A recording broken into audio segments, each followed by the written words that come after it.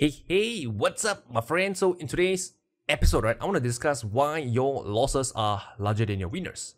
So some of you might have, encountered this problem. Man, Rayner, whenever I put on a trade, my losses are always larger than my winners. What's going on? Is this a conspiracy? Market is rigged? Broker is against me? Stop hunting? So what's going on, right? So there are a few reasons for this, and I'll break it down for you step by step what they are and how you can actually, fix this problem.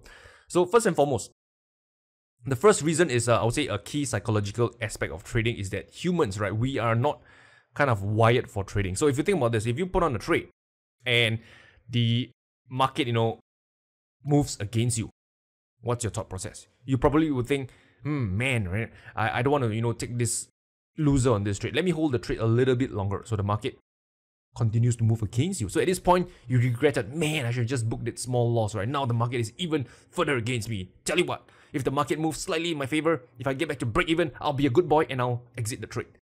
The next thing you know, the market collapses even more against you. So at this point, you are flustered, you are panicking, right? The loss is so much, right, of your compared to the size of your trading account. You're down like 50% of your account. And now the maximum threshold level of pain, right, is near its peak. And you cannot take it anymore, right?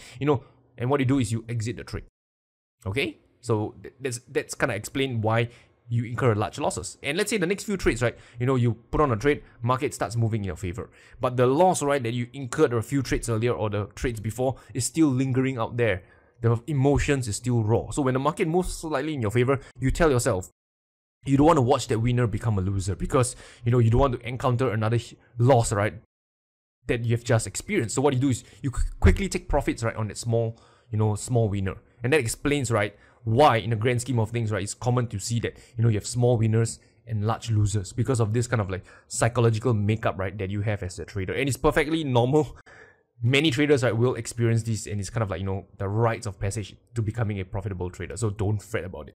Next reason, number two, is this, right, is that your trading, right, the way you manage your trade, your risk to reward is inverse. So what you have is that you have a very wide stop loss relative to your target. So for example, you have like a 200 pip stop loss and your target is like maybe 20 pips. So in this case, clearly, right, your losses will be larger than your winners. Yes, you will have, frequent winners of 20 pips, 20 pips, 20 pips, but then you'll come a point in time where the market just didn't even give you a 20 pips and it moves 200 pips against you and your losses is just huge, right? And that is because of the way you execute your strategies, because your stop loss, right, is wider relative to your take profit level. And this is something that attracts a lot of, Forex traders into those expert advisors, robots and stuff like that. They have a very nice, smooth, upward sloping equity curve with almost no drawdown. But when the 200 pip drawdown or when the losses incur, you can see that it wipes out a huge chunk of their profits or even more. Okay, so that's the second thing, right? The inverse risk to reward that they use in their trading.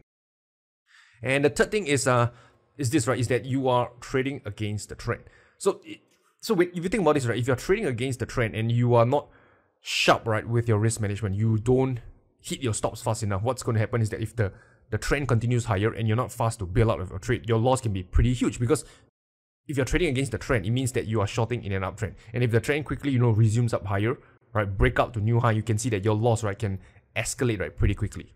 And as for profits, right, as a counter trend trader in an uptrend, your profits are somewhat limited to the depth of the pullback. So if the pullback is shallow, you can see that your profit potential is pretty little. So this is another reason, if you're trading against the trend, you might encounter losses, right, which are larger than your winners.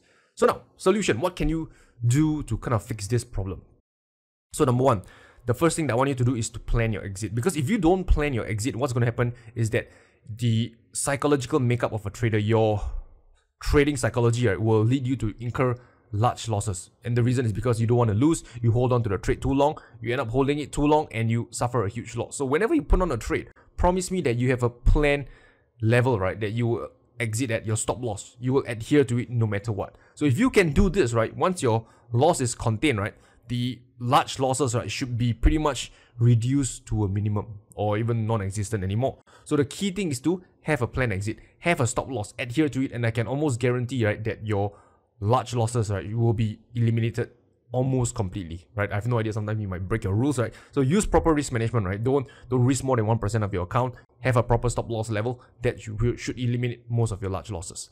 Next thing, what you can do is to also define, right, your risk to reward on the trade, the potential risk to reward on the trade. So for example, if you let's say market is in an uptrend, it comes into an area of support in an uptrend, and you want to buy at support. Let's say your stop loss is 50 pips. That's fine.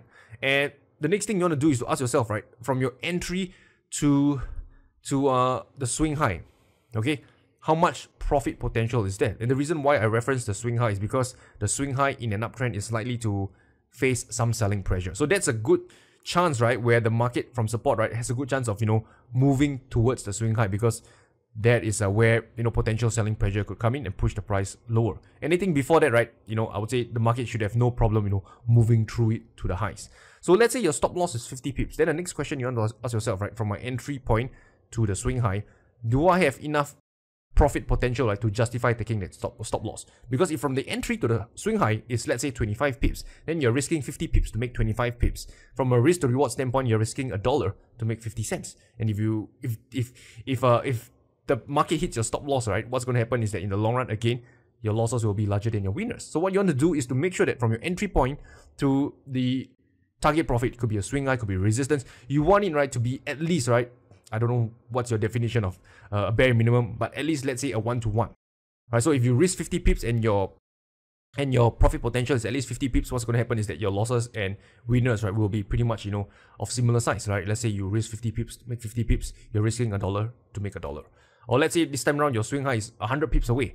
You risk 50 pips to make 100 pips. You're risking $1 to make $2. So if you do this consistently in the long run, you realize that your winners will be larger than your losses. So the key thing is, again, right, plan your exit and identify favorable risk to reward trades, right? Whenever you put on a trade, right? Basically, identify the potential risk to reward on the trade. Okay, so with that said, right, let me do a quick recap. Number one, right, your trading psychology, your own trading psychology makeup as a trader can cause you to incur large losses and to have small winners. Number two, wide stop loss, small profit target will also incur large losses and small winners. Number three, trading against the trend might be another possibility. And finally, a few solutions for you is to, first and foremost, plan your exit, and also, right, identify favorable risk to reward trading setups. So meaning, right, you risking 50 pips, make sure that from your entry point to the nearest target, you can achieve at least 50 pips or more. So this way, in the long run, your risk to reward, right, it's at least aligned with your risk to reward is at least favorable to you, and you should, have larger winners than losses in the long run. So with that said, I wish you good luck, good trading. I'll talk to you soon.